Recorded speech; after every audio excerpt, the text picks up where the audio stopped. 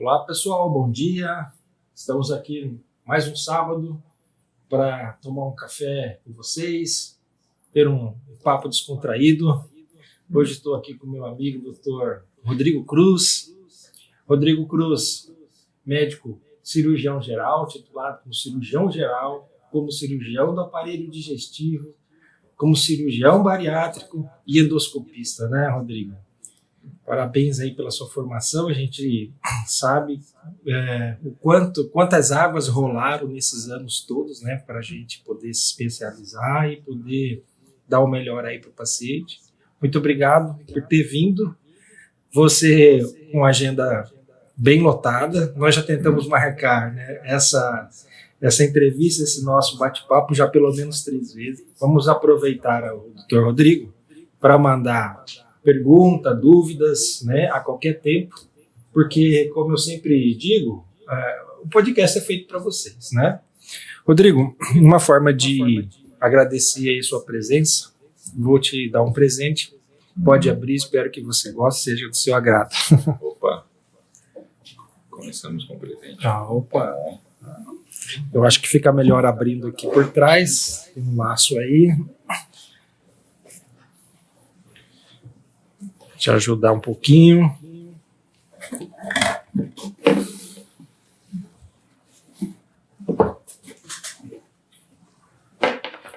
Aí, bacana. Você Canequinha. pensou que ia ficar sem caneca? Café aqui. Café especial lá de Minas, para você. Para você lembrar. Do Dr. Ulisses.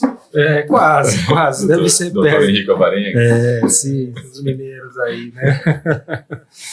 Então, vou deixar aqui guardado, aí a gente devolve.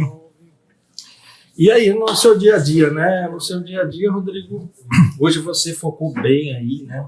Para o tratamento de obesidade, né?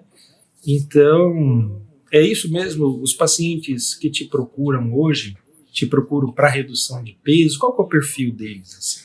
Assim? Quando a gente fala de obesidade, né, por ser uma doença muito complexa, a gente tem que atuar em várias linhas diferentes, né? E diante disso tem toda uma equipe multidisciplinar, são vários os profissionais que trabalham com isso, né? Tem a parte clínica, que é com endocrinologista, com nutrólogo, com o pessoal da saúde mental, psiquiatra, tem o psicólogo também, o nutricionista, né? Todo mundo para ter uma parcela de contribuição nisso daí, que por ser muito complexo, multifatorial, a gente tem que atuar de forma multifatorial também. E uma das alternativas também é através de cirurgia. Importante é bem isso, né? Porque imagino que as causas de obesidade são amplas, né? E ligadas muitas vezes não só ao que se alimenta, a quantidade de calorias, mas muitas vezes relacionados a distúrbios, alterações de ordem metabólica mesmo, hormonal, né? Pacientes que não têm tanto estímulo a fazer, por exemplo, uma atividade física, e talvez pacientes que tenham algum distúrbio também de ansiedade nessa área aí também. Então é bem compreensível e tem que ser, né, uma equipe multidisciplinar. Eu imagino que alguns pacientes, assim como em outras áreas, às vezes eles pensam que a cirurgia irá resolver todos os problemas. Eu operei, então a partir daí não tenho que fazer mais nada. É isso mesmo que acontece? Como é que é essa abordagem? A gente tem por conceito, né, que a obesidade trata-se verdadeiramente de uma doença, né? É uma doença crônica, né? Que com o passar dos anos a gente tem uma tendência a ir acumulando mais peso. São vários fatores que influenciam nisso, né? E acaba levando a uma série de problemas de saúde. Então, por ser crônica, né, eu sempre falo isso com os pacientes, não tem cura, tem controle, né? Para a gente entender um pouquinho mais isso, é como se fosse uma pessoa que tem pressão alta. Uma pessoa que tem diabetes, ela vai ter isso a vida inteira. Sim. Ela vai tomar remédio a vida inteira para controlar isso. Então, a gente, assim como a obesidade, a pessoa também vai lutar a vida inteira contra isso, né? Sim. Mesmo depois de operado. É multifatorial o negócio, falou, não dá para falar que é uma causa, né? Tem causas alimentares, psicológicas, genéticas, né? Genética não é modificável, né? Questões relacionadas à parte psicológica, né? De ansiedade, como você falou, de compulsões alimentares. Sim. E de sedentarismo, né? Que é uma das coisas mais problemáticas no nosso estilo de vida atualmente, né? Nutrição, o alimento cada vez mais processado, cada vez mais calórico, né? Vindo da indústria, assim, e por vezes a gente acha que é normal, né? Todo mundo acha que é normal. Prático também, né? Justamente, correria do dia a dia, e cada vez mais a gente gasta menos energia, né? Tem as comodidades do mundo moderno, né? Então, desde controle remoto, padaria perto de casa, portão eletrônico, né? Nós fomos feitos para caçar o alimento, não para pedir no telefone. Isso aí é verdade. Nosso organismo foi feito para isso. Sim, e se você for somar a caloria que você deixa de gastar na vida moderna hoje, é igual você falou, né?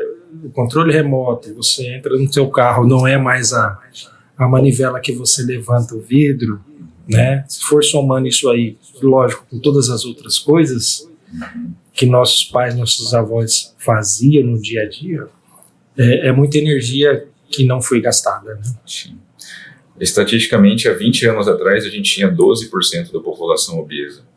Hoje, 20 anos depois, a gente tem 28% da população, é quase um terço. É um problema de saúde pública.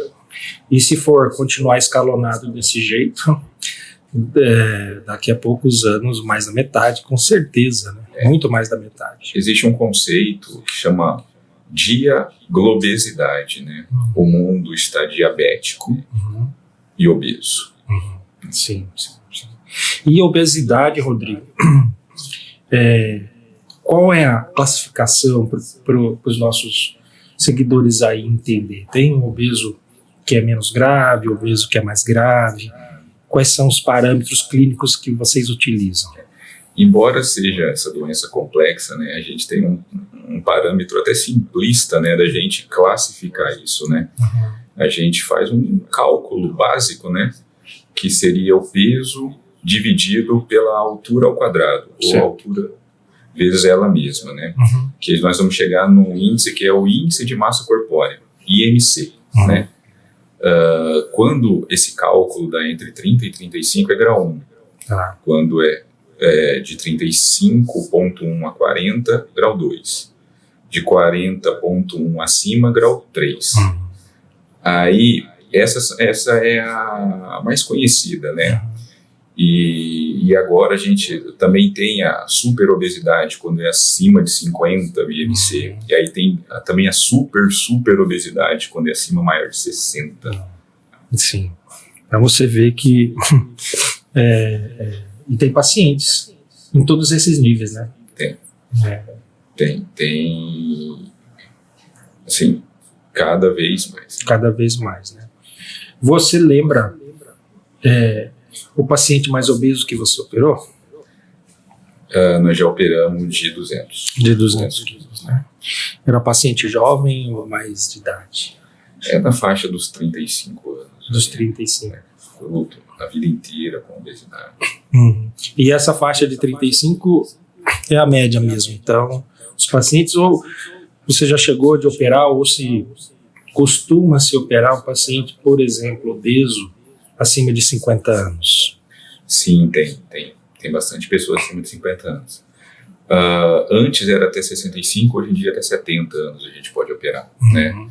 Quando a gente tem uma pessoa de 67, 68 anos, e você vê que a pessoa tem uma expectativa boa, né? Você fala assim, poxa vida, tá polifármaco, cheio de remédio para pressão, remédio de diabetes, remédio para dor de coluna, né? Que é a atuária, né? a pessoa já não está dormindo direito, né? E aí a gente propõe cirurgia, né? Passa pela equipe multidisciplinar, a gente tem uns cuidados a mais e melhora a qualidade de vida da pessoa, né? A pessoa ganha qualidade de vida e longevidade. E a indicação assim formal, é lógico que tem que avaliar todas as comorbidades aí do paciente, mas numa indicação simplista, igual nós estamos comentando, quem estaria indicado para fazer a cirurgia bariátrica seria um paciente de qual grau? Grau 2 ou grau 3? A gente está autorizado a fazer no Brasil cirurgias em pessoas acima de 16 anos até os 70 anos, tá? O 16 a 18 é recente, então não é contemplado ainda por plano de saúde. Plano de saúde acima de 18.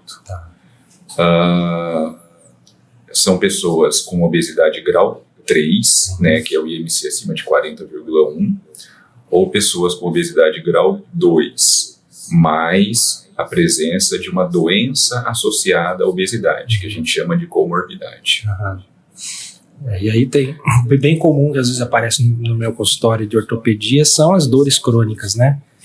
E aí, vez ou outra, eu recebo um pedido para fazer um laudo, para que o paciente leve ao seu cirurgião bariátrico, informando se aquela sobrecarga está causando alguma alteração, alguma lesão já em coluna, em quadril, em joelho. Então, eu acho que são um dos critérios, né, do paciente que é grau 2, mas que apresenta alguma doença já associada precocemente. Sim, as questões ortopédicas se enquadram nessas comorbidades.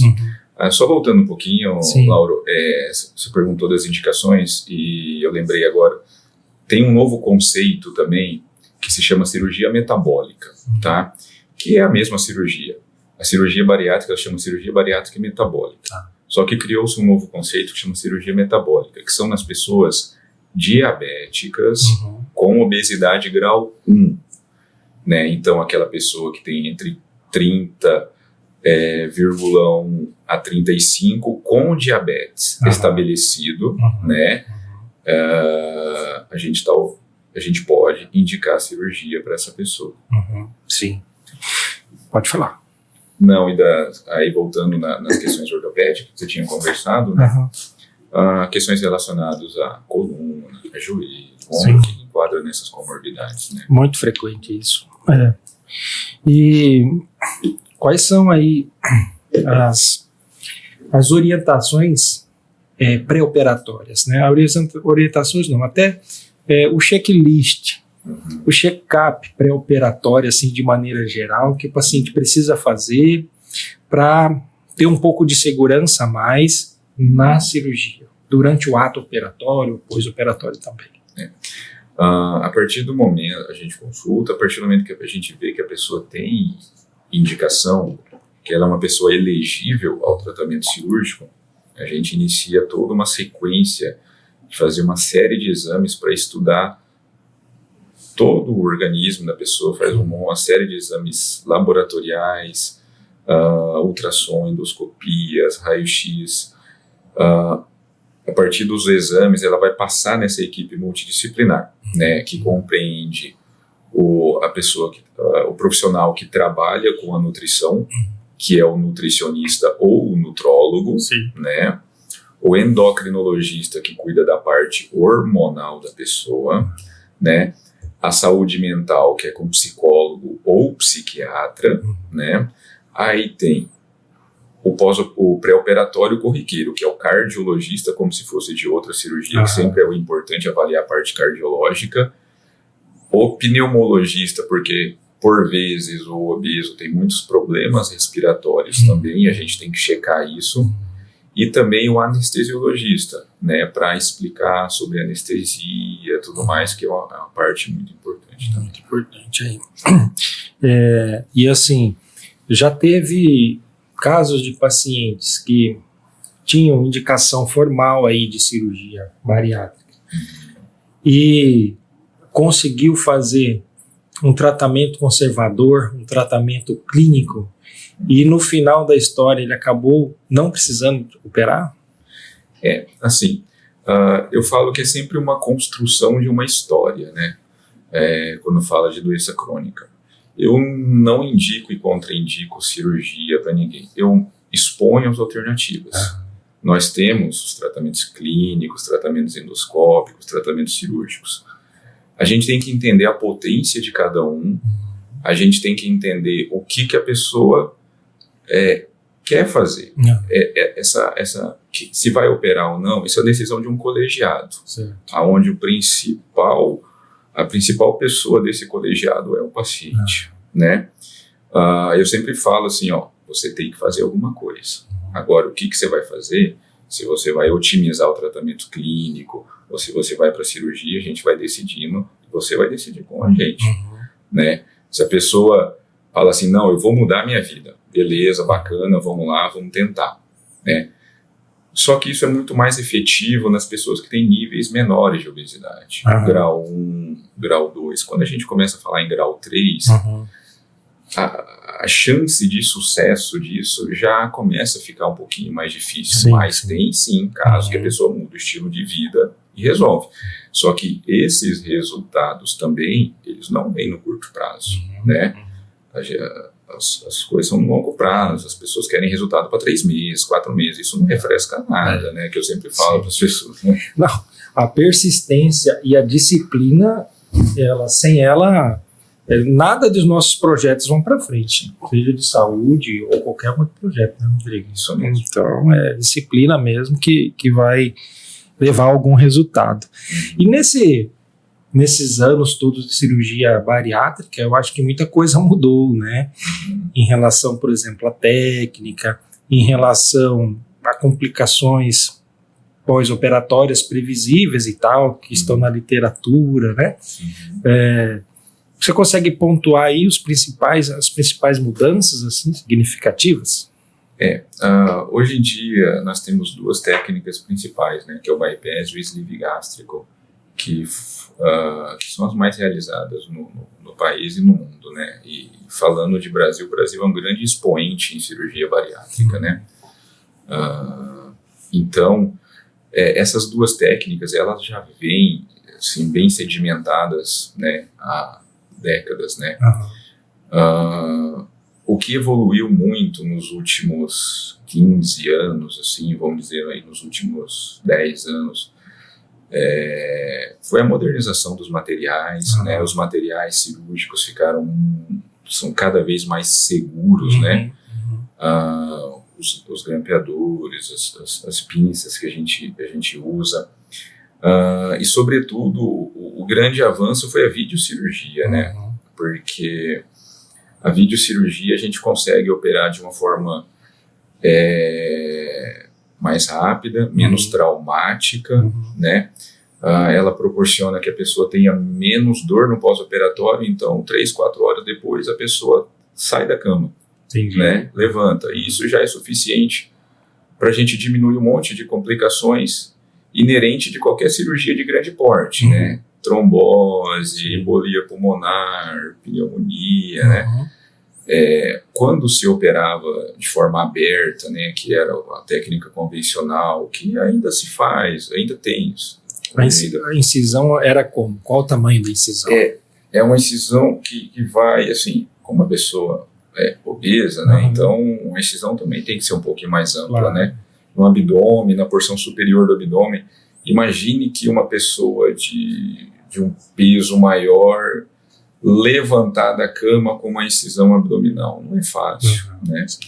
Então, um dos grandes avanços mesmo foi a videocirurgia, né? E na vídeo, Rodrigo, são quantos portais? Por onde entra? São curiosidades, assim, que a gente quer já esclarecer para os nossos amigos aqui. Isso. A gente consegue fazer bastante coisa por vídeo hoje, né? Cirurgia, que algumas pessoas entende como laser, né? Mas é videocirurgia. A gente faz cirurgia de apêndice, cirurgia de intestino, cirurgia de vesícula, né? E cirurgia bariátrica. A gente tem que fazer umas triangulações para entrar com os materiais e poder fazer a cirurgia, né? Cirurgia bariátrica, alguns grupos usam 5, outros grupos usam 6 portais, que são incisões entre meio centímetro, 1 centímetro, 1,2 centímetros. Sim. Né? E a gente opera em equipe, né? 2, 3 cirurgiões, cada um fica com uma pinça, uma câmera daquela, um material daquele, para é igual é um time, é um jogo de futebol. Sim, cada um sabe a sua participação e vamos ali pra cada frente. Um está na sua posição, cada um, uma hora é o protagonista ali da ação, né? Isso mesmo. E assim, o paciente, vamos supor, se elegeu lá para fazer o procedimento, está indicado, vai para o centro cirúrgico. Anestesia, que tipo de anestesia se faz nesse tipo de paciente? Toda cirurgia por vídeo, a gente tem que criar um espaço dentro da cavidade abdominal, que a gente chama de pneumoperitônio. Existe um espaço virtual no abdômen e a gente tem que colocar um gás lá dentro para criar um espaço, né? Isso só é permitido, nós só toleramos isso com anestesia geral. Certo. Tá? Então, toda cirurgia por vídeo é anestesia geral. A anestesia é aquela das costas, bloqueia só de um nível para baixo. Certo. Então, não se consegue fazer videocirurgia com bloqueio, né? Só com anestesia geral. Só com anestesia geral. E a técnica que você mais emprega hoje, assim, de maneira simplificada e didática mesmo, né? O que se faz durante a cirurgia? São 2 técnicas principais, né? Tem o sleeve, que a gente faz o estômago ficar no formato de uma manga, né? O estômago é um formato de um J invertido, né? Certo. A gente sai grampeando e tira toda uma parte grande do estômago, chama sleeve gástrico. E tem a outra técnica que é o bypass gástrico, que a gente diminui o tamanho do estômago, pega uma porção do intestino lá embaixo e traz ele aqui em cima e faz o que a gente chama de anastomose, que aqui é a emenda, um grampeamento ali. E aí depois a gente faz uma outra parte ali embaixo que junta a parte que ficou exclusa na parte alimentar. É meio complexo, explicando assim, às vezes com desenho às vezes fica mais fácil. Mas são as 2 técnicas principais. As 2 são equivalentes em tempo cirúrgico, em complexidade cirúrgica, né?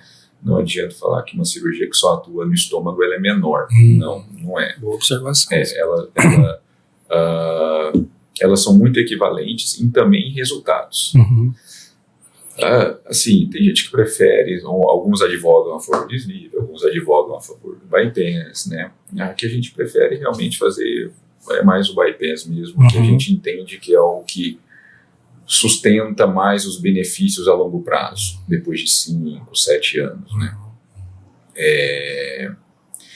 Então, a gente não quer operar as pessoas para 2, 3 anos, a gente quer operar para a vida, né? Sim. E para a vida, a cirurgia é uma parte do tratamento, né? Além da cirurgia, tem que ter a mudança do estilo de vida que a gente sempre bate nessa tecla. Né? Porque, realmente, o paciente que faz a cirurgia bariátrica, ele pode ou não pode engordar tudo de novo? Pode, né? Pode. Então, passa por todo esse estresse, né? Estresse psicológico, cirúrgico. Então, depois tem que valorizar tudo que fez e se manter, né? Sim. A pessoa tem que entender o que ela conquistou, né? O controle da hipertensão, o controle do diabetes, o controle da doença ortopédica associada, né? O controle, não, né? Não falando com ortopedista, que é o controle, sim, né? Sim. Às vezes uma mulher que tinha dificuldade de engravidar, operou, depois conseguiu engravidar. Então, a pessoa que não estava conseguindo dormir, já consegue dormir, né?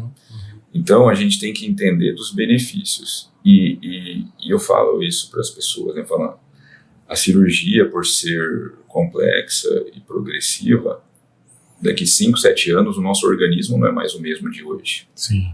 E a gente tem que usar de ferramentas para contribuir com isso. Cirurgia é uma parte do tratamento. Depois de 5, 7 anos, até 10, 15% das pessoas podem reganhar peso novamente. Isso não é pouco, é bastante. Sim. Né? Só que a gente sabe também que a maioria das pessoas que reganham, 90% delas, são por 2 motivos: sedentarismo e erros alimentares frequentes. Né? A pessoa tem uma ferramenta dentro dela. Assim como tudo, nós temos que saber usar as nossas ferramentas. Sim. Durante esse ato cirúrgico, então você disse que o tamanho do estômago é reduzido, né? Por quê? Porque quando a gente reduz o tamanho do estômago, isso auxilia na perda de peso. Por vezes, não é uma questão somente de conteúdo continente. Não é uma questão anatômica, só uma questão de tamanho, né? A cirurgia ela é mais eficiente porque ela leva uma série de alterações hormonais também, né? A gente, cada vez mais a gente entende, isso está bastante em evidência, que o tubo digestivo não é somente um órgão digestório, ele é um órgão hormonal também, né? Tem uma série de hormônios que, de forma geral, a gente chama de hormônios incretínicos, né? Isso que faz com que uma pessoa, por exemplo, diabética, entre no hospital tomando medicação no dia anterior da cirurgia, opera, daqui a um dia já não está tomando medicação, tá? Porque a cirurgia faz com que estimule toda uma cascata hormonal que torna o nosso metabolismo mais eficiente. A gente chama isso de efeitos incretínicos. Sim. Não estou dizendo que nós vamos curar diabetes, ninguém está falando isso. A gente vai controlar de forma mais efetiva. As pessoas que têm diabetes a mais longo prazo, a chance da gente controlar de forma mais efetiva é menor. Certo. As pessoas que têm diabetes a menos tempo, que não usa doses altas de insulina, por exemplo, a gente controla de uma forma mais eficaz. Então, diante disso, a gente vê que o tamanho ali do estômago que você comentou não é somente isso. As pessoas falam assim, vai lacear com o tempo. Pode acontecer, né? O estômago é um músculo liso, né? E com o tempo ele pode. Mas não é somente isto que vai trazer resultados a longo prazo, né? A cirurgia ela vai trazer de forma mais efetiva um controle disso tudo e diante disso realmente a pessoa entender que tem que mudar a vida. A pessoa que tinha problema de coluna já não estava conseguindo, né? Perdeu peso, tá? Vamos lá. Agora para eu manter isso, tem que correr atrás, né? Nome super bem apropriado, igual você falou no início, né? Cirurgia bariátrica e metabólica. Justamente por essa condição de mudança aí que você falou, né? E você comentou sobre gravidez, né? E uma das dúvidas é justamente essa. Quanto tempo depois de uma cirurgia bariátrica uma mulher pode engravidar? Tá. O recomendável é a partir de 1 ano e meio, tá? Ela pode engravidar antes? Acontece, né? A pessoa pode engravidar. Só que o que temos que entender é que com 1 ano e meio ela vai atingir o menor peso, né? E vai ser neste momento que a mulher vai conseguir proporcionar para ela e para o nenê dela uma gestação mais saudável. Entendi. Então ela vai diminuir a chance de hipertensão gestacional, diabetes gestacional, abortamento, malformação, trabalho de parto prematuro, né? Sim. Então, se engravidar antes, pode, mas a gente está sujeito a isso tudo. Que ao longo desse ano e meio, ela vai controlando toda essa parte metabólica, hormonal, controle, que vai proporcionar a ela, para ela e para o nenê, um ambiente mais saudável. essa data aí realmente é um norte mesmo para ser seguido, né? Sim. E para o paciente, então, que a gente está dizendo que ele tem que ter mudança de hábito, e uma delas é praticar, por exemplo, algum esporte, depois que ele opera, também tem um período mínimo de resguardo, vamos dizer, para ele fazer uma corrida, para ele ir para uma academia. Como é que a gente podia orientar? Com 30 dias é permitido exercícios leves, né? Uma caminhada um pouquinho maior, algum exercício com o braço, com a perna, né? Nada muito intenso, até porque estava parado, né? Toda vez a gente sabe que quando a gente fica parado, volta, fica doendo. Sim, tudo, né? sim. Então, a gente tem que voltar devagarinho, e aí com 45 dias é permitido exercícios mais intensos, né? Como exercícios com impacto, fazer abdominal, né? Sim. Com 45 dias, que força o abdômen ali, né? Então, com 45 já é permitido fazer o que a pessoa quiser. Isso graças à técnica por vídeo, né? Isso, porque se fosse via aberta, esse pós-operatório era bem mais prolongado, né? Mais prolongado. E a técnica por vídeo também, eu imagino que diminuiu muito o risco de complicações habituais de qualquer cirurgia, essência de pontos, infecções, né? Então tudo isso aí, Bem lembrado. né? É uma outra realidade, né? Sim. E cabe espaço ainda, Rodrigo, a gente já ouviu muito falar sobre o uso de balão gástrico. Como é que funciona isso aí? Sim. O balão é uma alternativa, né? Eu sempre falo, ele é sempre uma alternativa. O que a gente tem que entender é o que a gente espera do balão, né? Então, a perspectiva de perda do balão, hoje em dia a gente tem balão de 1 ano, é em torno, balão, atividade física e nutrição, né? Em torno de 15%, né? Então, ele cabe melhor nas pessoas que têm menores níveis de obesidade, né? Pessoas que não têm grandes problemas de saúde associados, hipertensão, diabetes, né? Fala assim, vou colocar o balão que vai ajudar. Vai ajudar pouco, né? A não ser que a pessoa fale assim, não, tá, vou colocar que eu vou mudar. Beleza, bacana. E antes disso, quando a gente vai conversar com o paciente disso, eu falo assim, você já tem que vir mudando antes de colocar o balão. Tá? Para certificar. Porque se você colocar hoje, né, e aí você vai ter um períodozinho ali que você vai se adaptar ao balão. Quando viu, passou 2 semanas, 1 mês. Quando esperou um pouquinho, passou 2 meses. Daqui a pouco o balão dura 1 ano só. Né? E daqui a pouco você tem o balão. Então, assim, é uma alternativa, né? É uma alternativa menos potente. Menos potente. E o objetivo dele, o que é? É causar uma sensação de saciedade mais precoce? Como é que ele funcionaria? Ele é um procedimento eminentemente restritivo.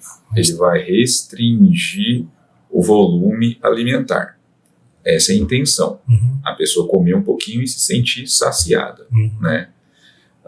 Então eu falo assim que a sensação é que você tivesse ido à churrascaria e pedido um rodízio e meio, né? Porque um rodízio a gente já fica bem satisfeito. A gente pede 1,5, aí não dá, né?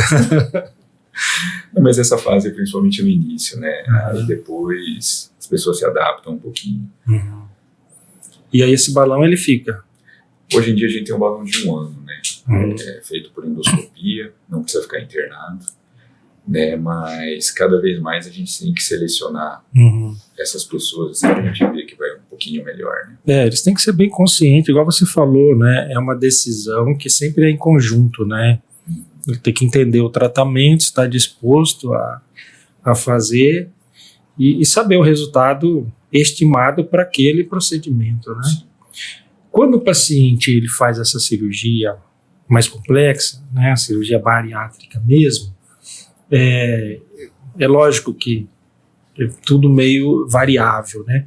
Mas em média, assim, Rodrigo, no primeiro mês, segundo mês, qual que é a expectativa de perda de peso? Ou em peso mesmo, ou em percentual? A gente tem uma curva onde a gente perde mais rápido no início e a pessoa vai atingir o menor peso em torno de 14, 16, 18 meses, né? A perspectiva de perda no final desses 16, 18 é em torno de 35% a 40%. Tem gente que perde menos, tem gente que perde mais, né? Então, além do procedimento, tem outras questões envolvidas, questões genéticas, né? O que a pessoa fez durante esse período de alimentação, de atividade física, né? Sim. No primeiro mês, a pessoa perde em torno de 7%, né? 7% a 10%. E aí, a gente até fala para as pessoas, não fica se pesando, esconde a balança, porque é muito prazeroso perder rápido no início, só que vai chegar um momento que vai começar a perder mais devagar. E aí a pessoa cria aquele hábito de se pesar e às vezes começa a ficar frustrado, sabe? Sim. Então, esconde a balança, se pesa eventualmente, os resultados virão, mas precisa da participação, sempre, da pessoa. Né? E em cuidados assim pós-operatórios, cuidados alimentares, né? Como é que é feito a reintrodução de alimentos, né, no paciente recém-operado? Assim como outras cirurgias grandes do aparelho digestivo também, e, por exemplo, refluxos, outras cirurgias gástricas, a gente tem que dar um repouso para cicatrização ali, né, para diminuir o inchaço onde a gente faz a cirurgia. Então, para isso, a gente tem uma sequência, né? Nos primeiros 15 dias são de dieta líquida, né? No início é dieta água, chá, água de coco, um caldinho de legumes, e depois 6 dias a gente passa para, a gente chama de líquida coada, faz alguma coisa, joga no coador, passar do coador está autorizado a tomar. Aí de 15 a 30 já passa, de 10 a 15 passa para líquida sem coar e já vai um grossinho. Aí de 15 a 30 passa para pastoso, né? Que é uma dieta parecida com, por exemplo, uma cirurgia que a gente faz de refluxo, por exemplo, né? E assim, as pessoas, na grande maioria das vezes, não sente fome, né? Que a gente tem uma parte hormonal da cirurgia que diminui a produção de um hormônio que chama grelina, né? Esse hormônio é um hormônio orexígeno, é um hormônio que estimula o apetite, né? Ele que dá o gatilho para o cérebro para falar para a pessoa comer.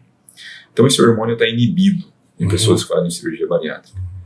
Então a pessoa, por vezes, tem que ficar lembrando que tem que comer. A gente consegue ficar sem comer, a gente não consegue ficar sem se hidratar, né? Fala assim, se te largar num campo aí, você consegue ficar vários dias sem comer, mas sem se hidratar, 24 horas teu organismo padece. Então tem que cuidar bastante da hidratação. Antes a gente ouvia muito falar numa complicação, não sei se pode dizer isso, você me corrija, hein, Rodrigo? Não. Tá? Chamado de dumping. Não sei se nesse tipo de cirurgia hoje em dia acontece. E o que seria o dumping? O que o paciente sente e como é que ele conseguiria reverter isso a nível assim, doméstico que ele possa fazer?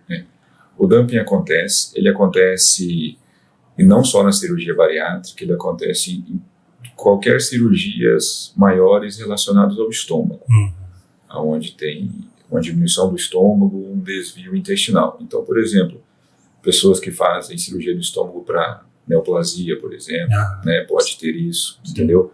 Então, isso é um efeito que quando a pessoa come alimento rico em açúcar ou rico em carboidrato, ou frituras, no primeiro momento, como aquele alimento aí tem uma osmolaridade maior, o organismo vai direcionar líquido para dentro do vaso. Então, acontece sintomas vasomotores, que a gente chama. E daqui um pouquinho vai ter um efeito hiperinsulinêmico. O que quer dizer isso?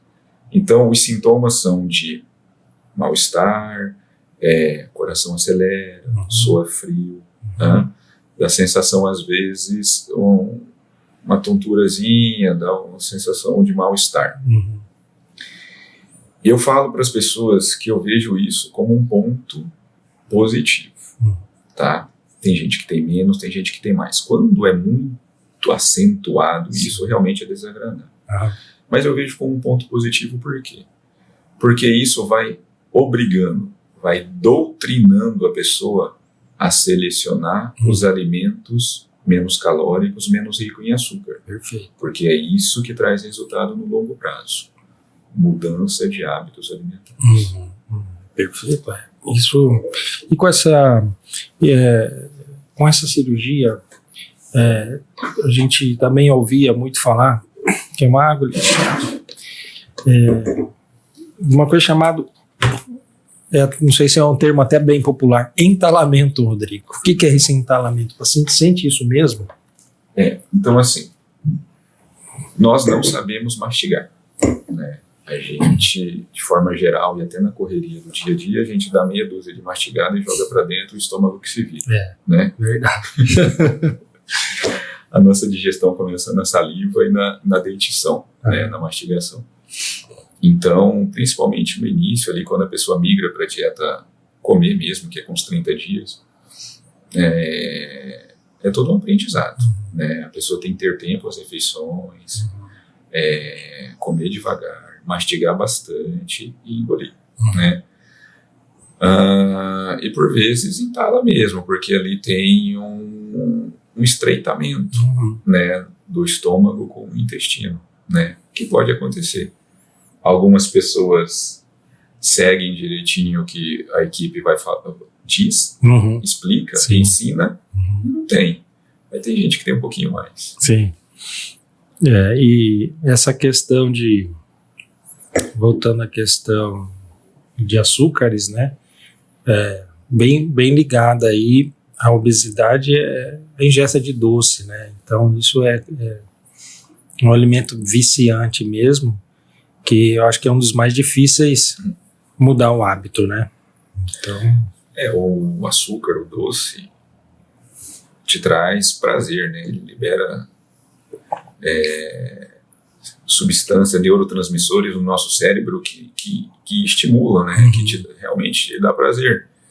E, por vezes, a gente acaba tendo esse efeito compensatório, né, a gente tem uma ideia assim, fala assim, eu mereço, eu preciso, né, então, quando isso é esporádico, legal, bacana, o problema é quando isso é frequente, né. Sim. E a pessoa, muitas vezes, né, ligada à obesidade, ela tem, igual nós já comentamos aí, alguns vícios alimentares, compulsão alimentar mesmo. Mas, por exemplo, o paciente faz a cirurgia bariátrica. É comum esses pacientes substituírem essa compulsão por algum outro tipo de alimento, de substância. É comum, por exemplo, um paciente pós-cirurgia bariátrica tender a tentar fazer uma compensação com o álcool, por exemplo. Existe uma correlação direta ou indireta disso aí ou não? Tem, né, um tema bastante polêmico, né. Então, como a pessoa, por vezes, não consegue comer de uma forma como ele comia antes, né, por vezes substitui com líquido que passa mais fácil, né. E um dos líquidos que causa-nos prazer é o álcool, né? Então, com relação ao álcool, depois da cirurgia bariátrica, a gente tem duas situações. Tem a situação disso que você comentou, de substituir uma compulsão de um alimento por outro, que é o álcool. E tem uma outra situação que a pessoa, por vezes, passa a ficar mais exposta ao álcool, né? Então, por vezes, a partir do momento que a autoestima melhorou, ela acaba tendo uma vida social mais intensa, vamos dizer assim, e aí fica exposta, né? Isso tem que ser trabalhado. Isso tem que ser trabalhado por profissionais que já estão na equipe no pré-operatório, que é o pessoal da saúde mental, que é o psicólogo ou psiquiatra, né? E todos aqueles profissionais que foram lançados no pré-operatório, por vezes, e a gente tem que individualizar isso, também tem que ser lançado no pós-operatório. Sim, sim. E também uma outra dúvida em relação, por exemplo, se o paciente que faz a cirurgia, se ele acaba adquirindo algum déficit crônico de algum tipo de vitamina ou não, né? E que vitamina geralmente, se ele precisa repor isso por um tempo provisório ou se isso vai se alongar, essa reposição. Há um tempo atrás tinham as cirurgias muito mais desabsortivas, que a gente chama, né, que desviavam muito mais o tubo digestivo, alongava mais as alças intestinais, são outras técnicas. E hoje em dia, como está assim, bem estabelecido que o sleeve, o bypass, que é feito na maioria das vezes, isso diminui bastante, né? Só que a pessoa, um dos preços a se pagar, que eu falo de quem faz cirurgia bariátrica, é ficar repondo vitaminas, né? Que são vitaminas, por vezes, corriqueiras, né? São as vitaminas de A a Z, cálcio, vitamina D e complexo B, né? E quando a pessoa não faz essas doses de manutenção, existe a possibilidade de ter déficits nutricionais, desses micronutrientes, de uma forma mais frequente. Algumas mulheres, né, principalmente no período que elas ainda estão menstruando bastante, né, por vezes tem um pouco de anemia, e aí na hora que a gente também tem que ver ver uma forma com o pessoal da ginecologia para diminuir a frequência de menstruação, né? Então isso tudo tem que ser trabalhado depois. Tem que ser trabalhado. Mas tomando dose de manutenção, né, é pouco frequente. É pouco frequente, né? E aqui na nossa região, tem aumentado muito, assim, aumentou muito a procura por essa cirurgia. Nossa região aqui do norte do Mato Grosso, que é onde você atua. Assim, de forma geral, estatisticamente, né, a Sociedade Brasileira de Cirurgia Bariátrica, ela já nos mostrou que 2,5% a 3% da população tem indicação de cirurgia bariátrica, né? O que a gente vê é que o acesso está cada vez mais fácil, né? Assim, entendeu? Então, é esse número, assim, então, assim, e está crescendo, né? Está crescendo justamente pelo nosso estilo de vida, né? Então, o cenário aqui é o cenário parecido com outros lugares também, né? Tem países que isso é maior, né? Por exemplo, na América, né? A gente sabe que a taxa de obesidade na América é muito maior. E assim, é um procedimento médico que ele ainda não está contemplado no SUS, né? Assim, de maneira efetiva, regular, né? É isso? Não tem disponível? Tem, tá? A técnica aberta em alguns outros lugares faz bastante. No Mato Grosso, a gente tem serviços que fazem isso com um número expressivo. Isso foi prejudicado até pela pandemia, né, que esses serviços foram extintos e agora recentemente estão começando novamente, né? A estruturação disso é por vezes bem complexa, né? Pontualmente tem alguns locais que fazem, sim. A gente ainda já conseguimos fazer, né? A gente já fez na Guarantã do Norte, em Lucas do Rio Verde, né? E até a Sociedade Brasileira de Cirurgia Bariátrica tem conversado bastante, né? Tentado sensibilizar os nossos gestores, sensibilizar Brasília com a necessidade disso. Porque isso acaba melhorando muito, né, essas comorbidades, a condição da pessoa voltar à sua vida social, a trabalhar, né, porque assim, a gente não está falando, às vezes, é estranho falar isso em níveis de obesidade menores, né, grau 1, grau 2 não vai atrapalhar. Mas tem pessoas com problemas muito sérios disso, super obesos, que às vezes já não está conseguindo trabalhar. Além, porque muitas vezes, né, a gestão, lógico, tem que ter orçamento para tudo, né, mas eu acho que você pontuar na caneta, né, Rodrigo, além, óbvio, da grande recuperação da saúde da pessoa como cidadão mesmo, né, você retorna ela ao mercado de trabalho, você retorna ela melhor para a família, retorna ela melhor para a vida social, né? Então isso num ciclo acaba sendo, o paciente ele deixa de ser usuário de grandes doses de medicamentos, que também tem o seu custo, diminui o número de internações por várias comorbidades aí, né? Pode diminuir o número de infartos, diminuir o número de AVC, número de diabéticos e as suas consequências, né? Diminuir o número de amputações e tal. Então, se for colocar tudo isso, esses custos aí a nível de gestão, certamente só é bem positiva essa conta aí, né? Isso é um problema, igual eu falei, saúde pública, né? O governo já tem atuado nesse sentido de até diminuir taxa de açúcar e de sódio, né? Até na merenda escolar, né? Sim. Porque vai ter que mudar. Sim. Não tem, senão daqui a pouco nós estamos igual aos Estados Unidos. Né? Exatamente. E é o que eu sempre falo, né? Se cirurgia resolvesse tudo, era só os Estados Unidos sair operando todo mundo, que é a nação mais rica do país. Era só sair operando todo mundo que resolvia, mas não é isso. Não é isso aí. Rodrigo, gostaria de te agradecer novamente por ter vindo aqui conversar com a gente, né? O Rodrigo, daqui a pouco tem cirurgia marcada, né, Rodrigo? Então, assim, não vou segurar ele muito tempo por causa disso. E gostaria que você, se quiser deixar uma mensagem final aí para os nossos seguidores a respeito disso tudo que nós falamos, alguma orientação, alguma motivação nesse sentido, fica à vontade. Tá bom, Laura.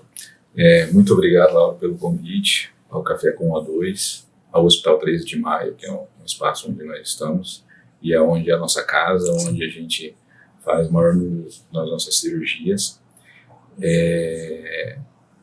Esse bate-papo aqui é informativo, não é a gente querer estimular a cirurgia, tá? É a gente querer proporcionar qualidade de vida para as pessoas, mostrar para as pessoas para que elas entendam a complexidade da doença, da obesidade. E por vezes a gente não entende isso até os profissionais da saúde por vezes não entendem isso a partir do momento que começam a frequentar esse universo de obesidade, né? E que eu falo também, quer queira, quer não queira, o Covid nos mostrou isso, o quanto a pessoa obesa está doente, né? Então, a gente tem que atuar nessa doença complexa de forma multifatorial, né? Multidisciplinar, desculpa, para proporcionar qualidade de vida e longevidade para as pessoas. Sim. Rodrigo, mais uma forma de te agradecer. Vou te deixar isso aqui, você puder abrir, porque realmente o objetivo nosso aqui é trazer vários colegas e poder fazer a melhor informação na área de saúde possível, né? Então, o Rodrigo recebeu um certificado aí de agradecimento, e é de coração, e assim, sempre que a gente se encontra aí pelos corredores, né, Rodrigo, a gente troca aí informações e tal, e novamente te agradeço, meu amigo, por ter vindo. Sucesso você já tem, que continue, que amplie, que consiga que mais pacientes possam beneficiar aí da técnica que vocês têm empregado e de toda essa equipe multidisciplinar maravilhosa que você conseguiu formar. Beleza, tá bom? Muito obrigado. Boa cirurgia aí. Muito obrigado, Laura.